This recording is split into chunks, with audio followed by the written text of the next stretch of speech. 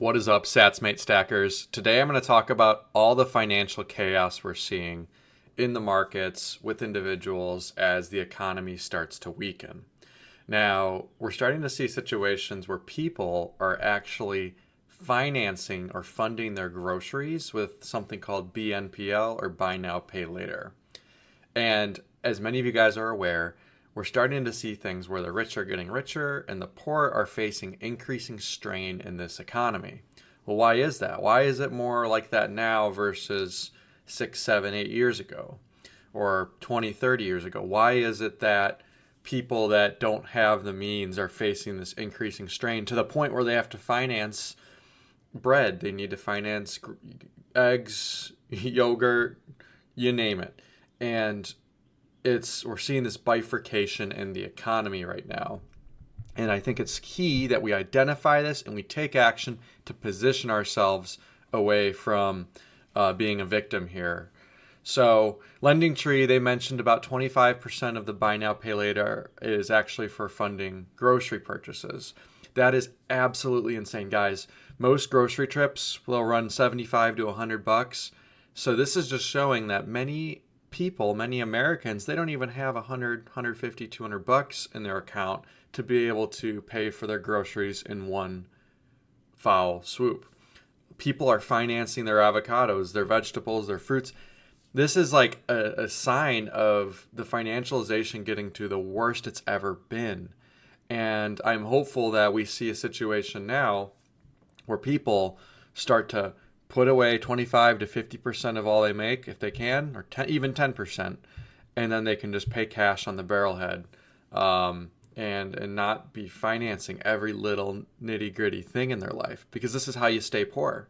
You have dozens and dozens of these small buy now, pay later loans, and it's hard to get out from underneath that, right? Because, okay, let's just look at a Chipotle finance purchase. So it's $3 a month for 4 months, and you pay it off after 4 months.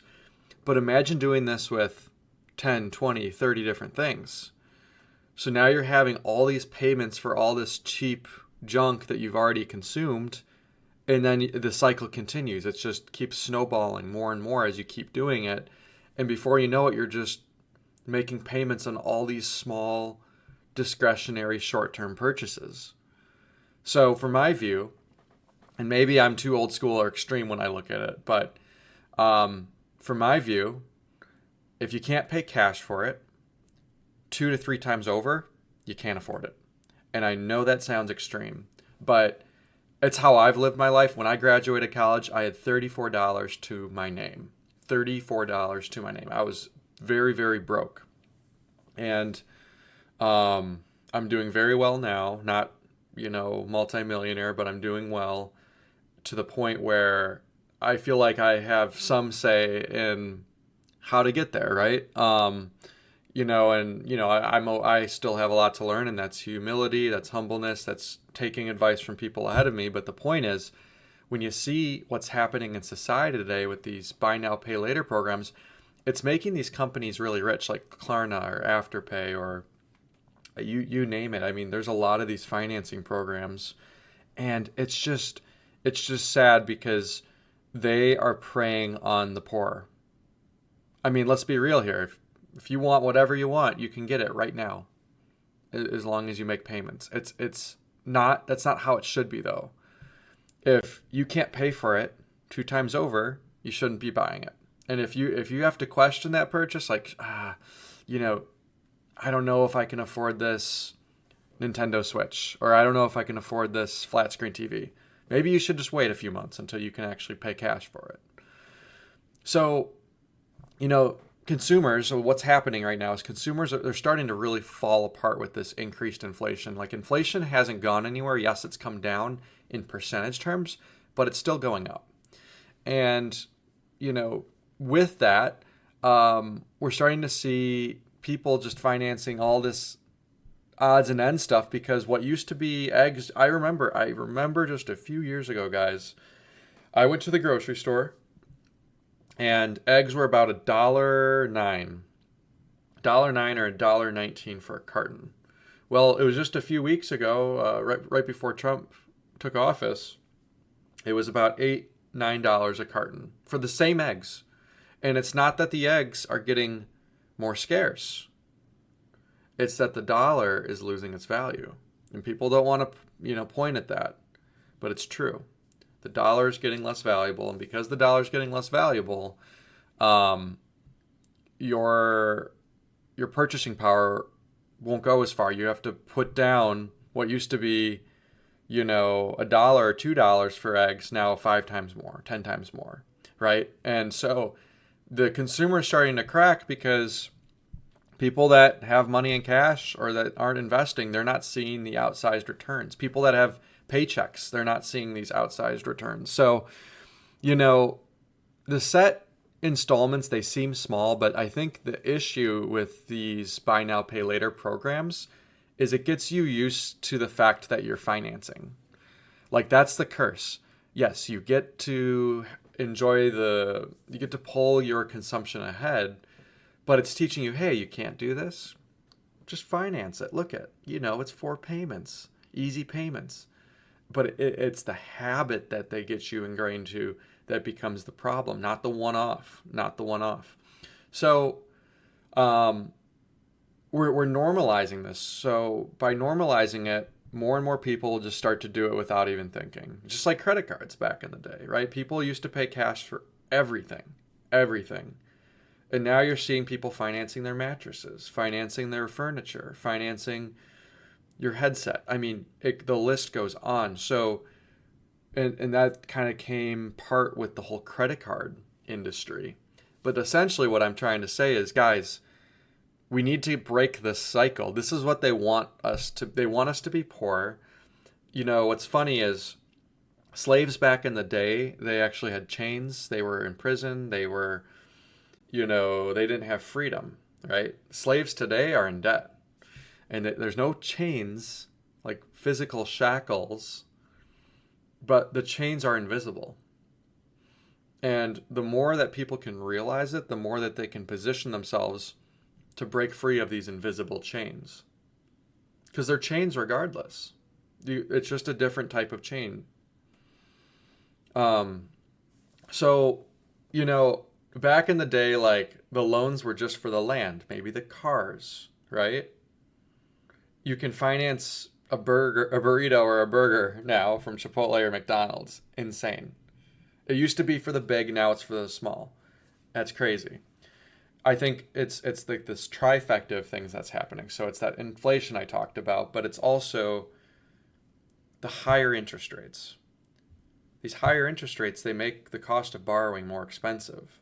And it makes the alternatives like these buy now, pay laters much more feasible. Higher interest rates also contribute towards inflation to a degree because the cost of borrowing goes up. A lot of these companies, they have to borrow cheap capital to prop up their business. And then it's the combined concern with tariffs too. So it's people increasing prices in anticipation of increased tariffs, or just trying to have a little bit more pricing power where they can. It's also a tightening job market too, and that's beyond the trifecta, but a tightening job market also will make it so, people will use more buy now, pay later. And so people, they may not have $100 in their account, but they have 50. So they say, you know what, I'm just going to finance this twice rather than just pay, all 100 because I don't have the 100, So, it's one of those things where we gotta educate people. We gotta do the opposite of what they're doing, and we gotta speak up when we know it's wrong. So recently and insanely, 60% of people, and you guys probably heard the headlines about this, they actually financed their Coachella tickets. I mean, honestly, guys, like, the line looked terribly long. It looked miserable, like the tent situation, the shower situation, the heat, all that. But if you just look at it, it's crazy because these aren't poor people, right? These are people that have cars and smartphones and they like this kind of music. But it's like regular people now are financing concert tickets. Think about it. Regular people are fine. I bet you if Coachella did not offer those financing options, I bet you not as many people would have gone. I bet you maybe a third of the people still would have gone. because most people are in a squeezed financial situation. So here's my advice, guys. Everyone that's listening to this podcast, do everything you can to save that emergency fund. Do everything you can to learn what the rich are doing. Learn, mimic what the rich are doing, right? Like, you don't even need to copy. Just try to find ways to emulate or just take some themes of what they're doing, because I guarantee you what they're doing is they're not financing different tickets, right?